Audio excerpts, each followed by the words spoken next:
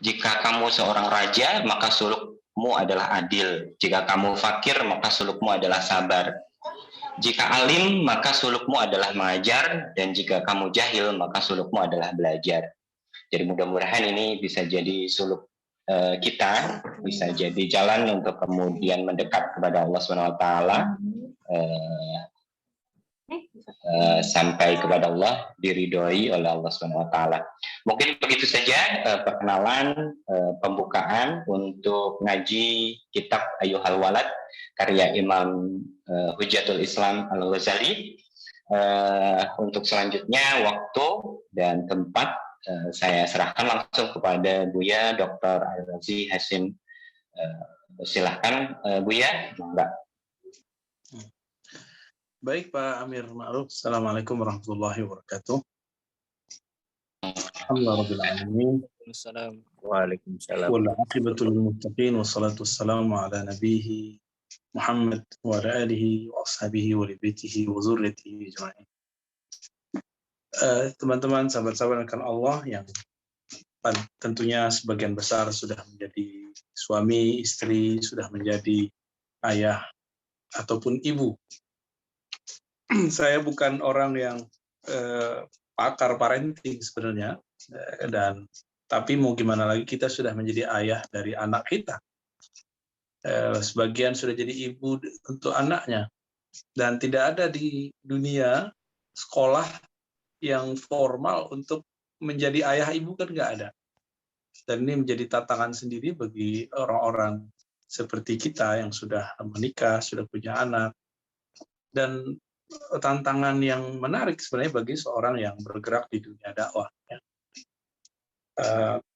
Imam Ghazali, beliau ternyata juga sangat menarik. Beliau ini ternyata seorang yang yatim piatu, ya, nggak ada ayah, nggak ada ibunya. Tapi kok bisa jadi hebat? Jadi ternyata dulu jika ada seseorang ayah meninggal, dia punya wasiat supaya kakeknya atau paman si anak gitu ya, atau kakek si anak itu nanti yang ngerawat. Dan dulu kan sekolah itu berbasis bukan lembaga. Yang hebat-hebat itu dulu basisnya adalah syekh. Jadi kalau diterjemahkan baitus syekh atau jami'us syekh, di rumah guru. Beda dengan homeschooling. Homeschooling kan gurunya datangin ke rumah. Kalau ini si murid ditaruh ke rumah guru. Kalau di Indonesia kan sudah menjadi terlalu besar seperti pesantren, sehingga agak sulit untuk mengelolanya tentunya. Kalau dulu tidak, ya, seorang syekh mau apa, nanti si murid itu datang setiap hari atau menginap di rumah itu setiap hari. Begitulah dulu Imam Ghazali. Ketika beliau wafat, dititipkan kepada kakeknya. Kakeknya ini kemudian mengatakan, dulu ayahnya Ghazali berpesan agar Ghazali ini dibesarkan oleh seorang ahli spiritual, ahli kerohanian. Walhasil Imam Ghazali ditaruh, tapi beliau dan adiknya berdua, ya, hartanya mau apa, warisan itu mau habis. Sang penanggungnya ini juga sudah tidak punya kemampuan lagi, maka dihantarkanlah pada Imam Abul Ma'ali Al-Juwaini. Jadi Imam Ghazali yang sangat memprihatinkan, dan adiknya Ahmad, beliau kan Muhammad. Ini unik nama beliau ini, Muhammad bin Muhammad bin Muhammad. Kalau adiknya Ahmad bin Muhammad bin Muhammad.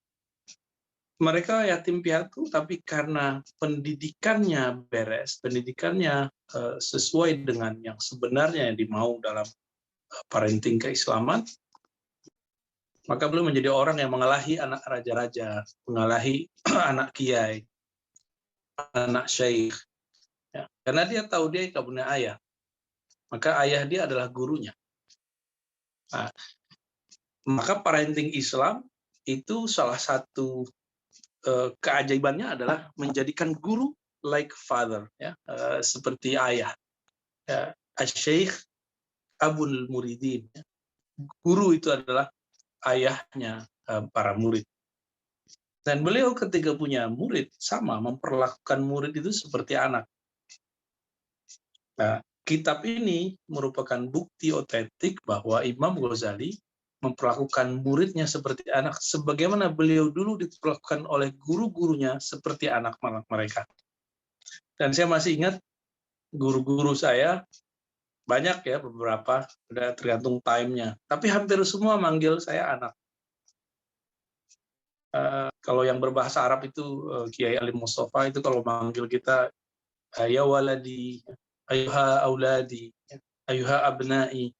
Dan saya mendengar sendiri beliau ketika menelpon Syekh Mustafa Al-Azami sebelum datang ke Jakarta waktu itu tahun 2004 atau 2005 ya, saya hadir waktu itu manggilnya ya walad, ya walidi, wahai ayahanda.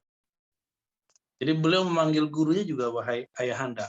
Kalau di Jawa mungkin seperti Romo Kiai, ya. Itu sama ya, Romo Kiai. Kalau di Sumatera ya manggilnya ayah, ya. Ayah. Di Betawi saya lihat juga ada beberapa orang manggil gurunya ayah. Kalau bahasa Arabnya kan ya abi, ya abati, ya walidi, dan lain sebagainya. Nah, maka teman-teman yang bergerak dalam dunia pendidikan guru, apalagi parenting, ada satu PR kita. Bisakah kita menempatkan guru itu sebagai orang tua? Gitu. Guru sebagai orang tua. Kalau orang tua secara fisik, ini mohon maaf, orang tua biologis hanya mendoakan kesuksesan anaknya secara materi. Misalnya ya orang tua kita yang biologis akan bilang, ya semoga nanti sukses, semoga rezekinya banyak, dijaga dari mara bahaya, hanya sampai di sana. Beda dengan guru rohani. Guru rohani akan membimbing muridnya dan mendoakan tidak hanya sampai dunia sukses, duit banyak, badan sehat, enggak. Tapi doa mereka adalah semoga kamu selamat dunia akhirat, tidak disiksa di surga, dimudahkan hisab, mendapat syafaat Rasulullah. Itu orang tua yang visioner, ya. Jadi orang tua kita yang biologis, yang secara akta pernikahan itu orang tua kita, betul secara kakak. Tapi mereka baru mendoakan, baru memikirkan nasib kita di dunia. Belum memikirkan nasib kita ke akhirat. Maka kita harus menemukan orang tua ruhani yang bisa menghantarkan kita kepada keselamatan dunia dan akhirat. Nah, salah satu prototipenya ada di dalam kitab Ayyuhal Walad. Ini kalau dibaca kebanyakan, mungkin saya ambil maknanya aja kali ya, Pak Amir Ma'ruf.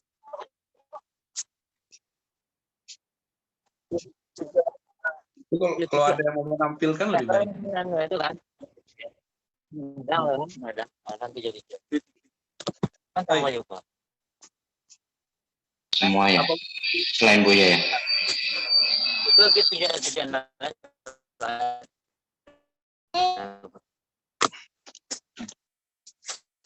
Oke, kita mulai aja langsung ke kitab ya.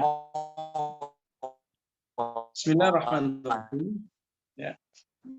Mari kita baca surah Al-Fatihah. Semoga Allah membuka hati, pikiran kita semua dengan keberkahan surah pembuka dan memberikan ilmu yang bermanfaat di masa depan. Salam. Allahumma shalli wa sallim ala Al-Fatihah. Bismillahirrahmanirrahim. Ya.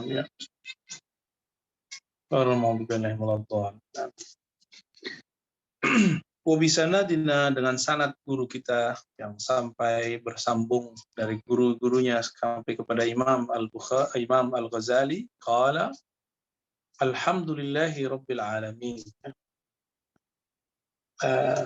Ini masih kalam gurunya sebenarnya. Wal aqibatul lil muttaqin wassalatu wassalamu ala nabiyyi Muhammadin wa alihi ajma'in. Ini standar puji-pujian. Lalu ada kalimat ya'lam. Ketahuilah bahwasanya anna wahidan minat talabah. Nah, ini background kemunculan kitab, latar belakang. Bahwasanya ada seseorang anak, seorang murid mutaqaddimin yang lama, lazama khidmat asy-syaikh. yang dulu lama melakukan dua hal, yaitu mulazamah, selalu berguru, dan berkhidmah. Berkhidmah kepada Imam Abu Hamid Al-Ghazali. Qaddasallahu ruhahu. Jadi dalam tradisi ulama-ulama ahli kerohanian, tasawuf, itu kalau menyebut guru yang spesial itu dengan sebutan Qaddasallahu sirrah atau Qaddasallahu ruhah. Hatta kritikus tasawuf seperti Ibnu Qayyim dan Ibnu Taimiyah, dua Syekhul Islam ini mendoakan Syekh Abdul Qadir Jilani dengan kalimat itu, Qaddasallahu sirrah atau ruhah. Dan yang paling membuat saya tertarik ketika Syekh Ibnu Qayyim menyebut Ibnu Taimiyah, Syekhul Islam Ibnu Taimiyah Qaddasallahu sirrah. Berarti dia juga menggunakan tradisi ahli-ahli tasawuf yang menunjukkan kecenderungan mereka di akhir hayat mereka kepada tasawuf. Dan karya-karyanya banyak. واشتغل بالتحصيل وقراءة العلم عليه حتى جمع من دقائق العلوم. Dulu murid ini rajin belajar kepada beliau dan mempelajari banyak hal, ya, hal-hal yang tidak dimengerti banyak orang, tapi beliau dapat mengerti. Inni qara'tu anwa'an minal ulum. Kata beliau, aku sudah belajar banyak ilmu, menghabiskan banyak lama umurku. Fal'an yanbaghi an a'lama ayya naw'iha yanfa'uni ghadan. Ini mirip kayak kita nih belajar pesantren atau belajar di kampus, lalu dari kebanyakan ilmu itu mana yang paling manfaat? Nah, ini yang dia katakan. Aku sudah banyak belajar nih, tapi aku pengen tahu, wahai Tuan Guru, Tuan Syekh Abu Hamid Al-Ghazali, manakah ilmu-ilmu yang aku pelajari sebanyak itu bermanfaat, yanfa'uni ghadan, yang bermanfaat kepadaku esok hari. Bisa jadi maksudnya esok hari di dunia atau esok hari di akhirat. Wa yu'anisuni fi qabri. Berarti maksudnya di kubur, ya. Dan bisa menenangkan hidupku di kubur. Wa ayyuha la yanfa'uni hatta atruka. Lalu dari antara ilmu-ilmu yang banyak itu mana yang manfaat sehingga yang lain aku tinggalkan, mana yang manfaat, mana yang tidak manfaat. Ini kita kan punya sistem belajar sekarang, ya. Anak-anak kita dapat paket tahun berapa. Akhirnya belajar ilmu-ilmu yang sebenarnya dia nggak butuh itu. Anak kita nggak bakal menjadi seorang fisikawan misalnya. Ya udah nggak usah terlalu ditekan dalam IPA misalnya. Dia sukanya IPS. Seharusnya kita asah di situ supaya tidak membuang-buang umur. Namun sistem kita sekarang kan nggak begitu. Anak-anak tuh dipaksa pinter dalam semua ilmu, kalau dia nggak bisa satu, dia nggak bodoh. Ada anak kita nggak bisa matematika, tapi dia pinter cerita. Ada yang pinter matematika, tapi nggak bisa cerita. Kira-kira itu kebodohan atau apa? Enggak. Itu anugerah yang diberikan kepada seseorang, tapi tidak diberikan kepada orang lain. Kitab ini menyadarkan kita hal yang tadi itu, ya. Lalu orang ini bertanya, wahai Tuan Guru, si murid, ya, si anak ini sudah jadi ulama, sudah jadi pengajar, bahkan sudah jadi kiai. Jadi kiai bertanya ke gurunya kiai, ya, romo kiai kalau dalam bahasa Jawa. Ini sesuai dengan hadis Nabi. Jadi kenapa beliau mulai galau? Ilmunya banyak, bisa ngomong apa aja, bisa baca kitab apa aja, bisa berbicara apa saja, bisa menteorikan apa saja. Ya. Apalagi zaman sekarang orang belajarnya lewat kitab yang kecil ini, yang kita pakai sekarang namanya smartphone. Belajarnya lewat WA, lewat YouTube. Akhirnya ilmunya nggak ada yang valid sama sekali. Bercampur antara hoax dengan tidak hoax. Ya. Nah, apa kata Nabi? Kata beliau, saya khawatir dengan satu hadis. Nabi berdoa, Allahumma inni a'udzubika min ilmin la yanfa'. Nah, kita mungkin sering dengar kiai, guru berdoa seperti ini. Ternyata doa ini sudah dahsyat sekali. Ya Allah, lindungi aku dari ilmu yang tidak bermanfaat. Lindungi aku dari ilmu yang tidak bermanfaat. Jadi ilmu itu baik, tapi ada ilmu itu yang tidak manfaat. Semua ilmu, bahkan Imam Ghazali dalam kitab-kitab beliau, dalam Muqaddimah Ihya Ulumuddin, kitab yang luar biasa, 4 jilid, paling besar dalam ilmu Tazkiyatun Nafs, apa kata beliau? Sihir itu haram, tapi sebagai sebuah ilmu itu luar biasa. Gitu. Namun manfaatnya berbahaya karena dia merusak, dia menghancurkan, maka tidaklah diperkenankan seseorang mempelajarinya. Ya termasuk pelet apa itu ya santet apalah. Sebagai sebuah ilmu, metodologi keilmuan itu dahsyat luar biasa. Namun la yanfa, tidak bermanfaat. Nah, kalau kita sudah tahu nih peta hidup saya mau jadi apa, saya mau ngapain, tugas saya apa, lalu untuk apa kita belajar sesuatu yang di luar itu, ngabisin umur. Karena satu ilmu yang kita butuhkan pun belum tentu mendalaminya. Nah, jadi beliau tertegun ketika membaca hadis ini. Allahumma inni a'udzubika min ilmin la yanfa. Ya Allah, lindungi aku dari ilmu yang tidak manfaat. Jadi teman-teman ikutin pengajian A, B, C, D, pengajian kajian si fulan. Pernahkah bertanya, ya Allah, sebenarnya yang aku butuhkan yang mana nih? Ilmu mengetahui sunnah bid'ah, ilmu mengetahui halal haram, ilmu mengetahui isi hati orang, atau ilmu mengenal yang disembah. Nah, itu kan beda-beda semua tuh, ya. Kalau kita mengetahui halal haram, tapi tidak kenal yang kita sembah, akhirnya dalam menyembah Allah, kita menjadi juri kepada orang lain. Dan itu banyak. Itu artinya ilmunya nggak manfaat, jadi racun. Ya, kita belajar ilmu halal haram, tadi sunnah bid'ah, tadi ilmu akidah, keliru tidak keliru, aliran tidak aliran, tapi ujungnya menyalah-nyalahkan orang. Loh, untuk apa kita aja belum tentu benar? Ya hari ini coba ya, orang belajar aliran-aliran. Untuk apa? Untuk menyerang orang lain yang berbeda dengan dia. Menghina ulama, lalu membesarkan yang bukan ulama. Itu yang terjadi hari ini. فاستمرت له هذه الفكرة حتى كتب إلى حضرة الشيخ حجة الإسلام محمد Al-Ghazali. Pemikiran tadi itu menghantui pikiran dia sehingga kemudian dia mengadu kepada ayah spiritualnya, yaitu Imam Al-Ghazali, ya. Rahmatullahi ta'ala alaih. Apa kata beliau, ya? Kata si yang menulis Khalifatul Kitab ini, وسأل عنه مسائل والتمس منه نصيحة ودعاء وقال وإن كان مصنف الشيخ الإحياء وغيره يشتمل على جواب المسائل لكن مقصودي أن يكتب الشيخ حاجتي في ورقة. Jadi beliau ini ngomong jujur, wahai Rasulullah, ini saya ingat hadis Nabi, ya. Ada seseorang datang ke Nabi dan mengatakan, wahai Rasulullah, Islam itu terlalu banyak, tolong kasih saya yang paling gampang. Ternyata cerita itu berulang di zaman Imam Ghazali. Orang ini berkata, wahai Tuan Syekh, kitab engkau itu bagus tapi ketebelan. Ihya Ulumuddin kan tebel, ya. Ini baru saya yang punya, ini kumpulan risalahnya, karena sering dibaca jadi udah hilang covernya, ya. Ini ada sekitar 15 risalah lah seingat saya. Dan ada beberapa penerbit yang sedang menerjemah ini dengan bagus, ya. Silakan dinikmati saja hasil terjemahannya. Kitab ini walaupun bagus semua, tapi kita butuh yang lebih praktis. Jadi kesimpulan besar dari Ihya.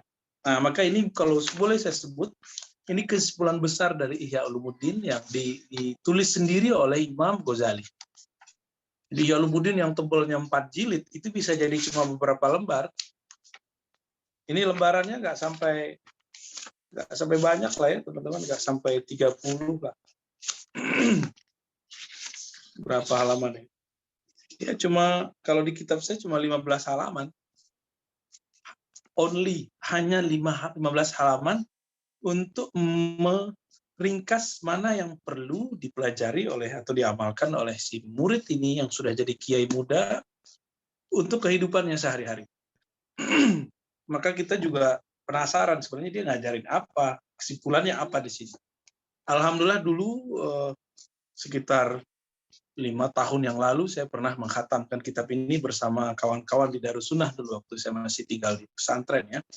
Jadi mereka sangat antusias, udah ngaji dari pagi sampai sore sampai malam, udah nggak mau istirahat. Jam 9 datang ke rumah, Ustadz kami mau belajar, dan ngaji sampai menjelang 11:30. Nah, itu terjadi.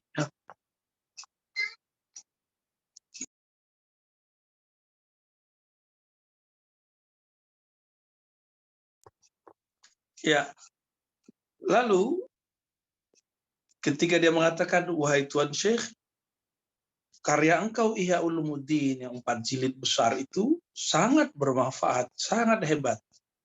Tapi yang aku perlukan, tolong tuliskan dalam beberapa lembar saja. Ayyaktuba Syekh hajati fi waraqat. Tolong tulis ringkasannya dalam beberapa lembar aja. Takunu ma'i muddata hayati, yang aku perlukan selama hidup. Wa amal bima fiha mada umri. Selalu aku mengamalkannya sepanjang umurku masih ada, insya Allah. Lalu Syekh memanggil sekretarisnya, Imam Ghazali maksudnya, memanggil sekretarisnya dan mengimlakan bacaan ini. Jadi imla itu teman-teman tradisi yang sudah hilang sekarang di pesantren ya udah hilang. Kalau kita nyebutnya dikte ya, mendikte kan. Di sekolah-sekolah sudah hilang, apalagi dengan tradisi hari ini yang pakai Zoom sudah hilang. Cuma beberapa pesantren yang masih menggunakan ini. Kita masuk ke sapaan beliau yang pertama. I'lam ayyuhal walad al-muhib atalallahu baqa'aka bi ta'ati. Ketahuilah wahai anakku. Nah, jadi beliau memanggil anak itu anak, wahai anak, muridnya. Wahai murid tidak ya. Kayaknya terlalu tinggi sekali kalau kita mengatakan wahai murid-muridku. Enggak cukup. Seperti Bapak Ibu kalau ngajar di sekolah lalu manggil wahai anak-anak, wahai anak-anakku sayang. Nah, kira-kira seperti itu. Ini dilakukan oleh Imam Ghazali. Ayyuhal walad al-muhib. Wahai anak-anakku yang mencintai keilmuan, mencintai guru. Semoga Allah memanjangkan umurmu dalam ketaatannya. Wasallaka bika sabila ahibbai anna mansyuran nasiha yuktab min ma'dadir risalah alaihi salatu wassalam. Semoga Allah membimbingmu mengikuti jalan para kekasihnya. Apa itu mansyuran nasiha? Bahwasanya inti dari nasihat itu ditulis dari perbendarahan baginda Nabi Muhammad SAW. In kana qad balagha minhu nasiha fa ayyu hajatin laka fi nasihat. Kalau engkau sudah dapat nasihat dari hadis-hadis Nabi, dari Quran, sebenarnya engkau tidak butuh lagi nasihat dariku. Wa illam yablughka minhu, tapi jika engkau belum mendapatkan mutiara dari riwayat-riwayat hadis, faqul limadza hasalta fi hadis sinina al-madiyah. Maka sampaikanlah kepadaku apa yang engkau sudah dapat peroleh selama sekian tahun itu belajar kepadaku. Jadi ini disindir juga oleh beliau nih, kamu kan udah belajar banyak, ngapain lagi? Kok nggak disimpul-simpulkan sendiri gitu. Oh, jadi ternyata murid itu ada dua karakter kalau saya sebut ya. Ada murid yang dia ketika diberikan semua ilmu, dia bisa menyerap semua, tapi dia tidak sanggup untuk mensistematiskan mana yang saya butuhkan, mana yang saya tidak butuhkan. Dan yang kedua, ada murid yang ketika dia berikan ilmu, dia nggak perlu semua ilmu, tapi dia tahu bahwa saya butuhnya ini, nanti dia bisa simpulkan sendiri. Nah, kemampuan ini memang kemampuan luar biasa dari beberapa murid ya.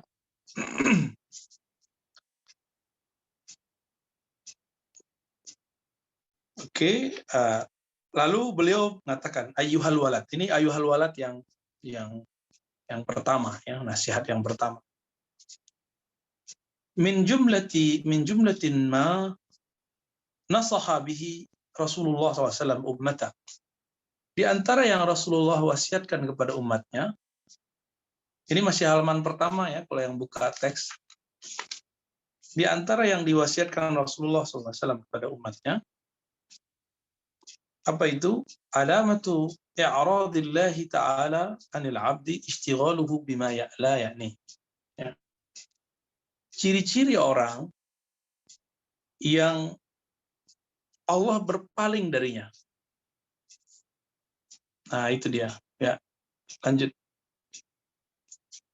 Ciri-ciri orang yang Allah berpaling darinya, pembukaan terus halaman 2.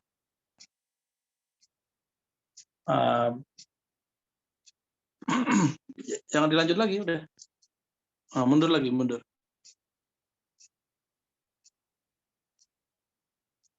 Oh, ini pengantar dari Syekh. Ya. Lanjut. Mulai dari awal kitab yang beliau, bukan yang pengantarnya.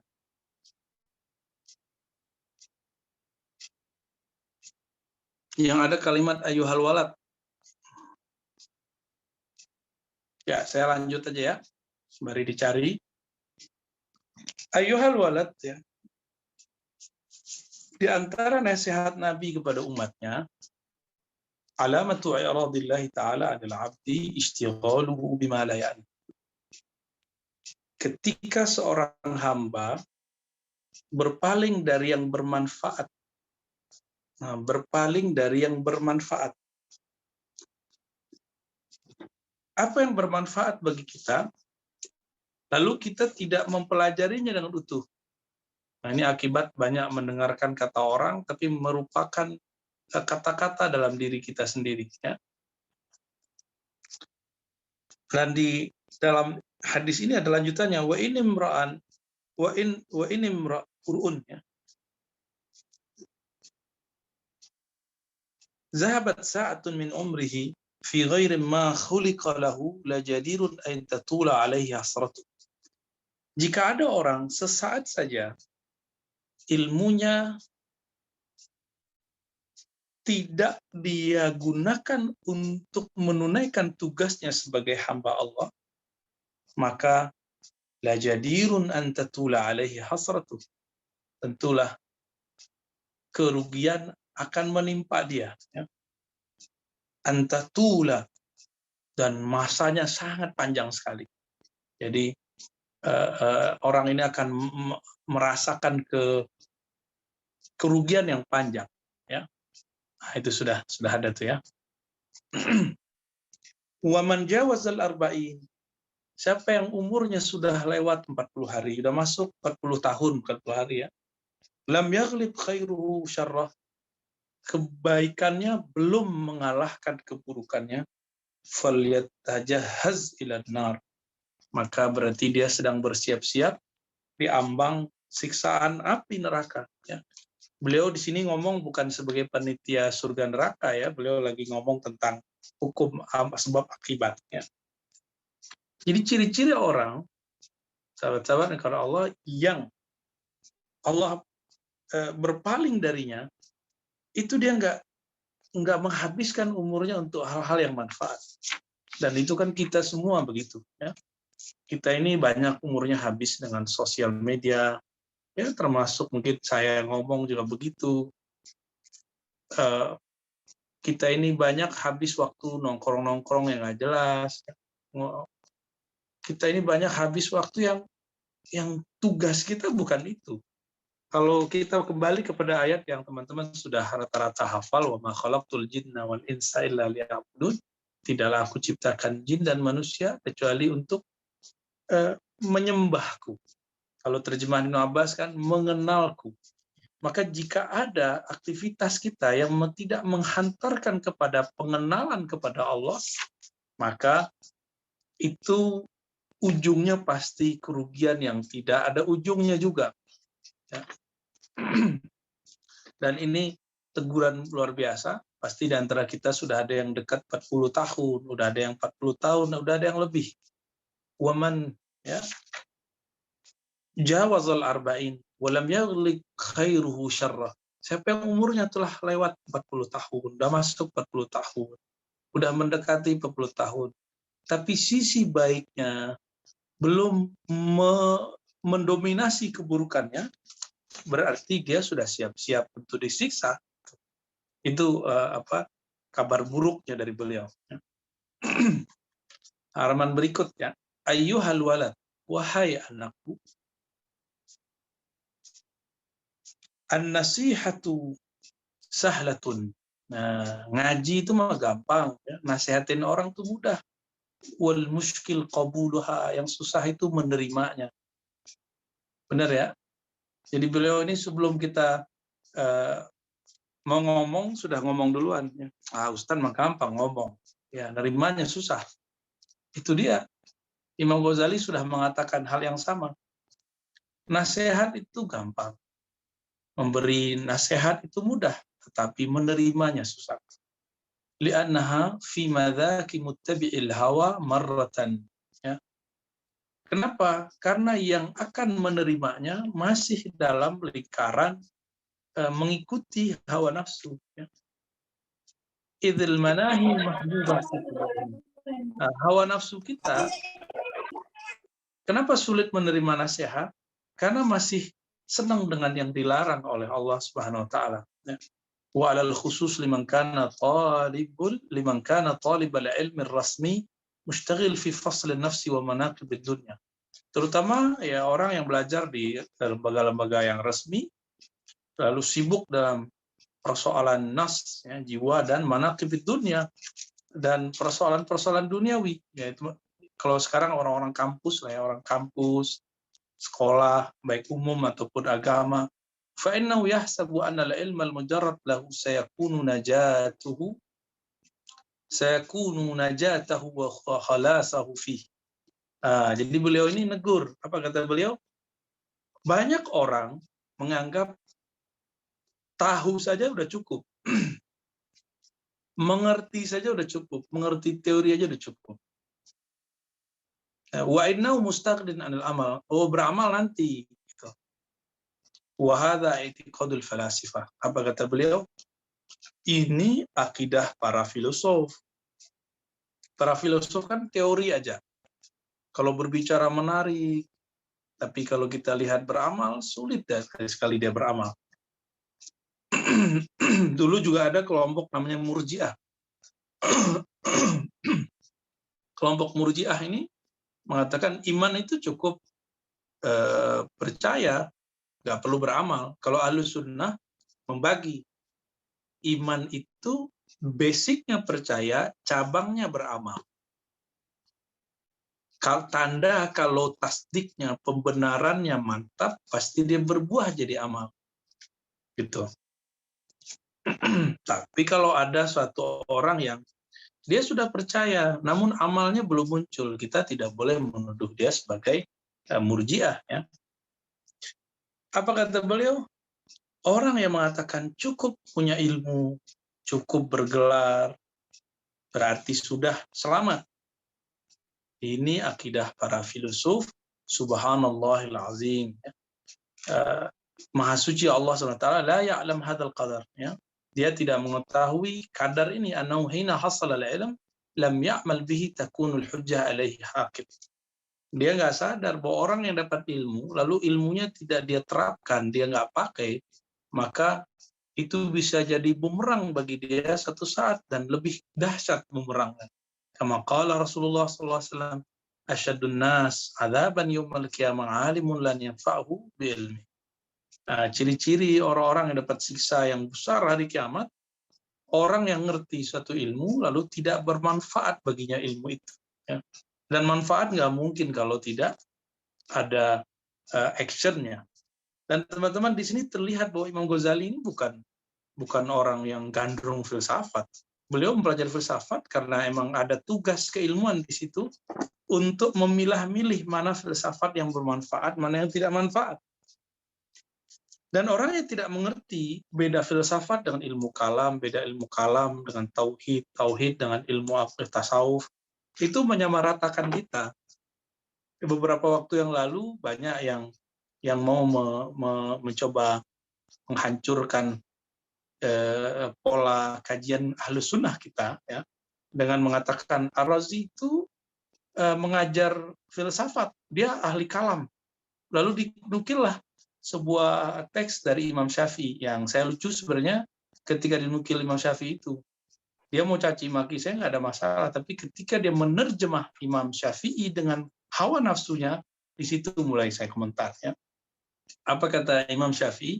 Hukmi fi ahli kalam ayudrabu bil jarid. Hukumku, pandanganku terhadap ahli kalam, kalau sebagai hakim, aku akan memukulnya dengan pelepah kurma. Tapi diterjemahkan oleh mereka agar sesuai dengan nafsunya, hukmi fi ahli kalam, hukumku terhadap kalam diganti dengan filsafat. Nah, betapa mereka ini suka mencatut imam-imam besar untuk hawa nafsunya. Bagaimana mungkin seorang Imam Syafi'i berbicara filsafat, mengharamkan filsafat, ilmu filsafat belum muncul di zamannya. Bapak filsafat Islam yang pertama kan Al-Kindi. Al-Kindi itu masih umur belasan tahun saat Imam Syafi'i wafat. Ya, baru muncul nanti Al-Farabi, baru muncul nanti Ibnu Sina, baru muncul nanti Ghazali. Nah, inilah orang-orang yang merasa dirinya paling benar lalu menjadi panitia kebenaran. Ya. Ujung-ujungnya jadi panitia surga dan neraka. Ya. Nah, inilah bahaya-bahaya orang yang belajarnya bukan karena mencari kebenaran, tapi mencari pembenaran. Kata teman-teman yang bukan Allah, ketika kita belajar, coba diluruskan niat, bukan mencari pembenaran terhadap pandangan kita. Siapa kita? Gitu.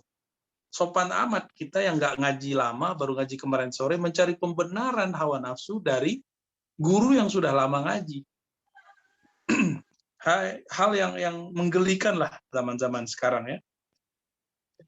Dan dosanya para jamaah hari ini itu adalah gampang menghujat orang-orang yang berbeda faham dengan dia.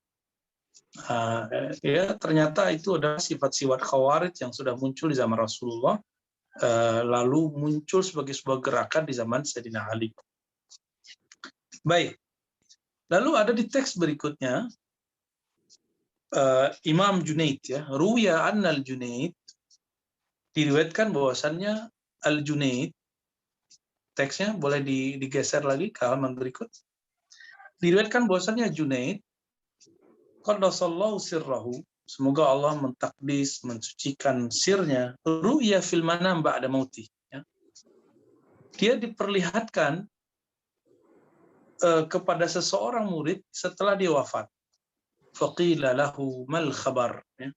Lalu ada yang bertanya, apa kabar engkau wahai Abul Qasim? Jadi beliau ini julukannya Abul Qasim. Ya. Faqal tahat tilkal ibarat. Semua ibarat-ibarat keilmuan hilang, semua ibarat-ibarat teori-teori nggak ada manfaatnya. Ketika masuk kubur, teori-teori kita nggak ada manfaatnya. Wafaniyat tilkal isyarat, semua isyarat sudah tidak ada lagi, hancur binasa. Wama nafa'ana illa rukai'at raqa'naha fi jawfil lail. Tidak ada yang bermanfaat bagi kita kecuali beberapa rakaat saja yang kita terapkan ketika malam hari. Teks-teks begini banyak loh teman-teman, dan ini namanya pertemuan orang hidup, tapi di alam trans, di alam misali, di alam mimpi dengan orang yang sudah wafat. Apakah ini benar? Ini sudah dijelaskan dengan baik dan apik oleh Imam Ibnu Qayyim dalam kitab Ar-Ruh, bahwa pertemuan kita dengan orang yang sudah wafat itu benar. Apalagi ketemunya sama Nabi Muhammad SAW, itu lebih benar lagi. Tapi hari ini orang-orang menolak hal itu. Sebenarnya dia sedang memberitahukan, membeberkan kualitas rohani dia. Bahwa rohani dia memang miskin, rohaninya kosong. Dia tidak pernah ketemu Nabi, nggak pernah merindukan Nabi seperti orang-orang yang merindukannya, sehingga mimpi ketemu dia, ya, dan lain sebagainya. Nah, dalam kitab-kitab itu biasa, misalnya murid dari Imam Ibnu Taimiyah itu namanya Zahabi, meskipun perdebatannya banyak, tapi beliau dalam hal ini sangat percaya ketika menyebutkan ulama-ulama tertentu. Salah satu kisah yang suka beliau nukil adalah kisah kalau orang itu mati, itu diimpiin sama orang dan apa kalam dia. Nah, itu muncul dalam kitab-kitab Ahlus Sunnah wal Jamaah dan bukan khurafat. Dan ini menunjukkan apa teman-teman? Menunjukkan bahwa kita ini punya sisi lain, punya sisi yang tidak hanya sekedar tubuh fisik ini, tapi ada sisi lain yang bisa berkoneksi dengan orang-orang yang sudah wafat. Kalau sekelas Nabi, beliau bisa berkoneksi dengan dan berkomunikasi dengan orang yang sudah wafat itu dalam keadaan sadar. Dalam riwayat yang sahih, Ibnu Abbas menemani Rasulullah Shallallahu Alaihi Wasallam naik onta. Tiba-tiba ontanya berhenti dan Nabi dapat wahyu saat itu. Di depan ada 2 kubur sedang disiksa. Ternyata terdengar dengan jelas oleh si binatang tadi, kendaraan barusan. Kendaraan Nabi itu onta. Maka Nabi turun, lalu beliau ambil pelepah kurma, dibelah 2, lalu satu ditancapkan di kanan dan satu di kiri. Apa kata Nabi? La'allallahu aykhaffifa alaihim ma lam yaibasa. Ternyata 2 kubur itu sedang disiksa, satu karena istinjanya tidak benar, yang satu karena suka ngegosip. Nah, sekarang kan tiap hari kita ngegosip di grup-grupnya, kayaknya dosa di alam kuburnya dahsyat semua tar itu. Apa yang terjadi? Nabi mengatakan, semoga Allah meringankan bagi keduanya selama pelepah kurma ini masih basah. Apa hubungannya pelepah kurma yang zahir, yang fisik bisa bermanfaat bagi orang di alam kubur yang masih alamnya sudah berbeda? Ini jarang diungkap orang. Ya, ternyata apapun yang fisik secara fisik di alam semesta ini berkaitan erat dengan yang di alam sana. Ya. Maka kalau masuk masjid pakai kaki kanan itu beda loh nanti rasanya kalau masuk masjid pakai kaki kiri. Masuk masjid berdoa itu beda rasanya nanti kalau dengan kiri. Kajian dengan membaca ta'awuz, baca Fatihah beda nanti rasanya kalau tidak membaca. Begitulah seterusnya bahwa ada hubungan yang sangat spesial antara alam nyata ini dengan alam spiritual, alam-alam trans antara dunia dan akhirat yang disebut alam barzakh. Ya. Dan yang paling detail Nabi mengatakan dalam hadis Imam Bukhari, sorga dan neraka itu ada di ujung sendalmu. Jika engkau melangkah dengan niat ingin mengenal Allah dengan baik, membantu orang, maka engkau telah melangkah ke surga. Dan sebaliknya, jika tidak demikian, maka engkau melangkah ke neraka. Betul-betul mudah sebenarnya masuk orang neraka. Jadi tidak seperti yang didoktrinkan, masuk surga itu susah, nak. Enggak. Masuk surga mudah, masuk neraka mudah.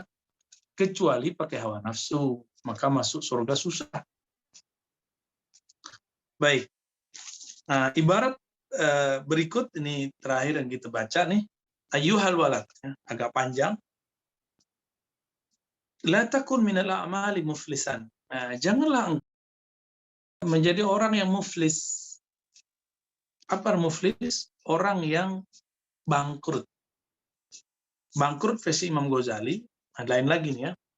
Wala minal ahwali khalian. Orang-orang yang kosong, tidak mempunyai ahwal kondisi kerohanian. Wa tayaqqan anna al-ilma al-mujarrad la ya'khuzul yad. Orang, janganlah engkau seperti orang yang meyakini ilmu saja, tidak perlu ada praktek, itu cukup. Ya. Maka ini seperti seseorang panglima atau seorang yang suka mengkoleksi keris. Kalau di kita kan suka koleksi keris. Kalau di zaman itu, jadi hobi ini ternyata sudah ada di zaman dahulu. Orang hobinya mengkoleksi pedang-pedang. Dalam teks ini dikatakan asyratu asyaf Hindiyah, mengkoleksi pedang-pedang India. Dan India itu agak melengkung dikit ya, bagus bentuknya. Dan juga mengkoleksi senjata-senjata yang lain. Kalau di Indonesia kan banyak orang yang suka koleksi tombak, koleksi keris, pisau. Itu nggak jauh-jauh beda. Ya. Apakah itu boleh? Boleh-boleh aja. Tapi beliau sedang ingin membuat sebuah ibarat. Apa ibaratnya? Orang ini yang mengkoleksi sebagai kolektor dari benda-benda tajam atau senjata-senjata hebat ini, karena rajul syuja'an wa ala harbin. Dia orang yang pemberani dan sebenarnya dia ahli strategi perang. Fahamala alaihi asadun azibun muhibun fama zannuka hal tarfa'u aslah syarahu anhu bila isti'maliha wa darbiha. Dia banyak punya koleksi pisau, pedang, keris. Tapi ketika ada serigala menghadangnya, kalau dia tidak menggunakan pedangnya dan tidak membawanya satu pun,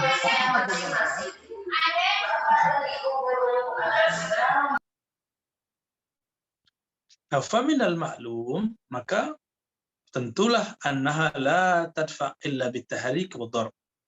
Saya nih banyak punya pedang, di depan kiri kanan ini banyak punya pedang, punya senjata, tapi tidak digerakkan, tidak dipraktekkan. Nah, apa kata pertanyaan beliau? La tadfa illa bitahrik wa darb. Ini tidak akan dapat menyelamatkan dia kecuali jika dia menggerakkan, menggunakan pedang itu. Ya. Fakadha law qara'a rajulun mi'ata alfi mas'alatin ilmiyah, begitu juga kalau ada orang belajar suatu ilmu, misalnya nih, ini saya ambil inspirasinya dari sini. Ada di antara kita nih membaca buku kedokteran atau jurnal kedokteran 1000, tapi tidak pernah praktek, tidak pernah kuliah, tidak pernah masuk lab. Bermanfaatkah ilmunya? Tidak. Ya. Jadi betul di Quran itu ikra, baca. Tapi baca dalam bahasa Arab berbeda dengan baca dalam bahasa kita. Baca dalam bahasa Arab itu lafaznya ikra, ya, qara'a. Itu artinya ijma. Kumpulkanlah semangatmu, keahlianmu, dan praktekmu. Itu arti ikra. Makanya ikra dalam Al-Quran itu identik dengan lafaz-lafaz yang praktis. Contohnya, ikra bismi rabbikal ladzi khalaq. Bacalah dengan nama Allah itu yang menciptakanmu. Mencipta itu adalah karya Allah. Jadi Allah itu ketika mengatakan membaca, itu turunannya adalah karya. Jadi kalau kita ini kajian-kajian, kita buat sebuah penelitian-penelitian, tapi tidak ada karyanya, nggak usah. Karya di sini bukan hanya tulisan, tapi ada sesuatu yang bermanfaat secara praktis bagi orang kebanyakan, terutama minimal untuk kita dulu. Lalu di sini karena Imam Ghazali ini orang Persia, bukan orang Arab loh teman-teman ya. Jadi jangan dikira bahwa ulama itu orang Arab kebanyakan, enggak. Seperti yang dikatakan oleh Imam Ibn Khaldun, orang Arab dulu mereka sibuk ekspansi, futuhat, penaklukan. Sedangkan yang ajam, yang asing, baik keturunan campuran Arab Persia, Arab Romawi, Arab Syam, Arab Kurdi, Arab Mesir, Arab ini, mereka sibuk bertaklum. Penelitian ngaji. Nah, lalu muncullah sebuah ungkapan dari beliau ya. Ini ditulis dalam bahasa Persia. Kalau diterjemahkan, "Lau kilta alfayrat li khamrin lam takun latisuru nishwan idan lam tashrab." Sebaliknya misalnya gini. Kita nih nimbang, kata beliau ya. Kita nih nimbang 1000 rito khamar tua, tapi nggak pernah diminum ya, nggak ada efeknya. Gitu. Kita ini ungkapan orang Persia sebenarnya, kita nggak boleh terjemahkan dengan ala kita, karena nanti indikasinya bagi kita kalau disebut khamar mabuk. Nah, beliau bukan maksudnya begitu. Ya. Maksud beliau dalam paragraf berikut, walau qara'ta mi'ata sanatin wa jama'ta alfa kitabin. Seandainya kamu mengumpulkan banyak ilmu selama 100 tahun, membaca 1000 kitab, la takun musta'idan la rahmatillah illa bil amal.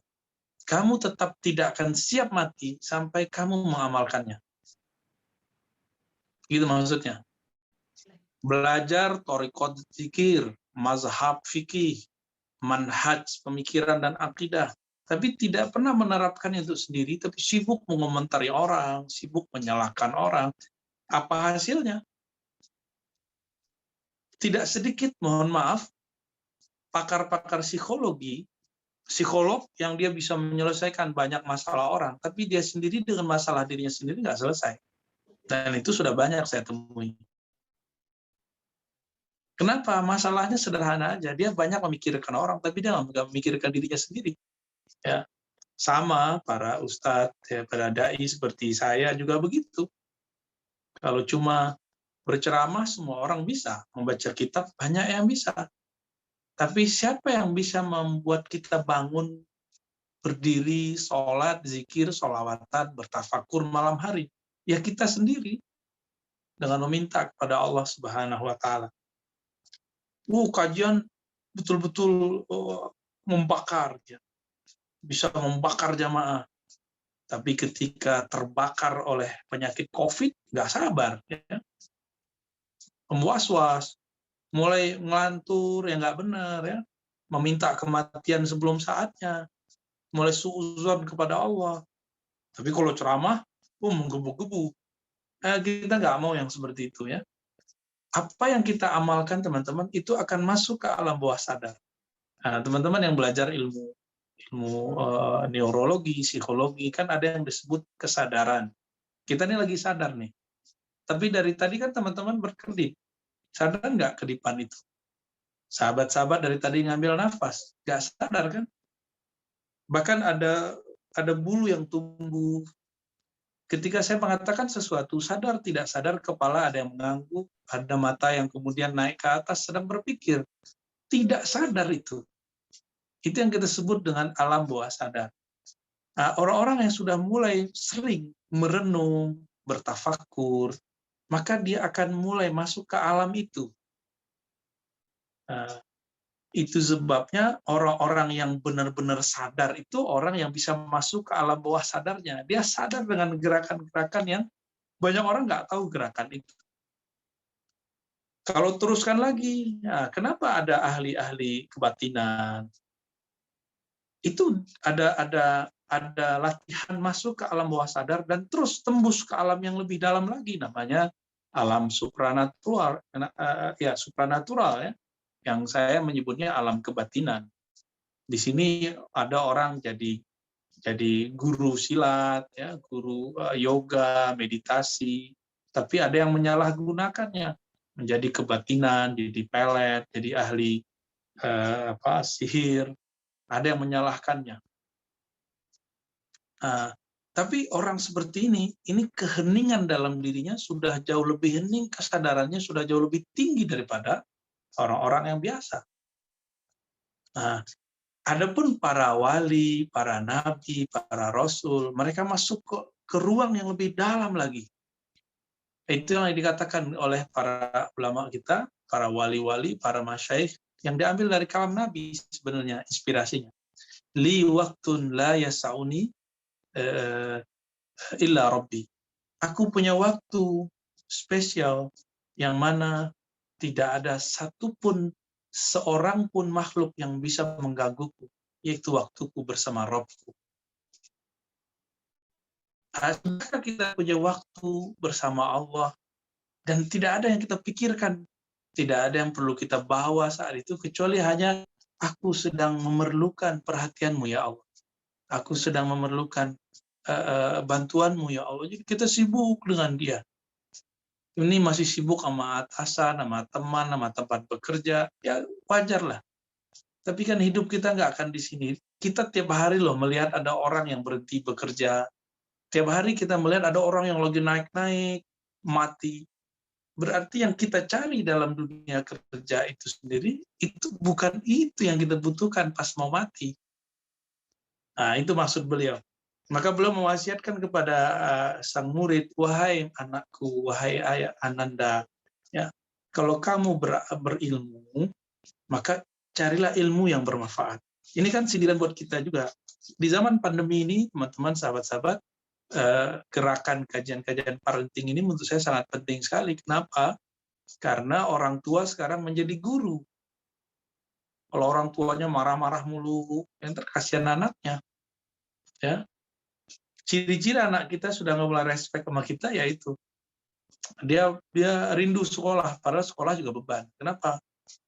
Ayah galak, ibu galak gitu. Nah, itu berarti sudah mulai ada yang nggak beres dalam cara kita ngajar. Ya wajar, kita kan bukan sarjana keguruan. Ya, tapi sampai kapan kewajaran ini kita pertahankan gitu? Sampai kapan kita terlalu memberi kelonggaran terhadap kesalahan kita ini? Saya iri positif ya, dengan orang-orang Sunda Wiwitan yang Baduy ya, Baduy. Itu mereka anak-anaknya belajar sama bapaknya. Anak-anaknya belajar sama ibunya. Bisa gitu. Ya bisa karena mereka belum ada perbandingan guru di sekolah dengan guru di rumah. Ini sebenarnya masalah kita ya. Maka teman-teman, ini beliau sedang memberikan bekal bukan untuk si anak, tapi sebenarnya untuk anak yang sudah menjadi orang tua.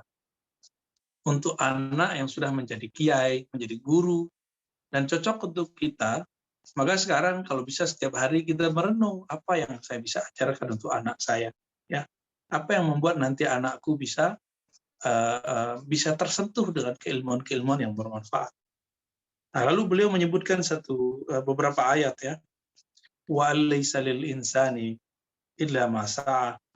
Manusia nggak akan dapat kecuali apa yang telah dia usahakan ya. Faman kana yarju liqa rabbih falyamal 'amalan shalihan. Yang ingin bertemu Allah dengan cara yang indah, bukan disiksa, maka beramal dengan amal yang soleh. Dan Nabi ditanya, apa amal paling baik Rasulullah? Nabi mengatakan, al-imanu billah, percaya. Percaya itu di mana? Di qalbu. Maka ilmu yang harus dicari lebih awal adalah ilmu menata qalbu. Saya juga sedang menata qalbu, bukan berarti saya ini sudah benar qalbunya, enggak juga ya. Kita juga sedang berjuang setiap hari, setiap nafas, setiap saat, karena ada pertarungan dalam diri kita setiap saat. Jadi nggak ada jaminannya juga saya ini benar terus. Begitu juga teman-teman, siapa tahu teman-teman ini lebih benar dari saya ya dalam banyak hal. Jazaa'an bima kanu yaksibun. Di Quran dikatakan balasan itu sesuai dengan yang sudah diusahakan ya. Innal ladzina amanu wa amilus shalihat kana lahum jannatul firdausi nuzula.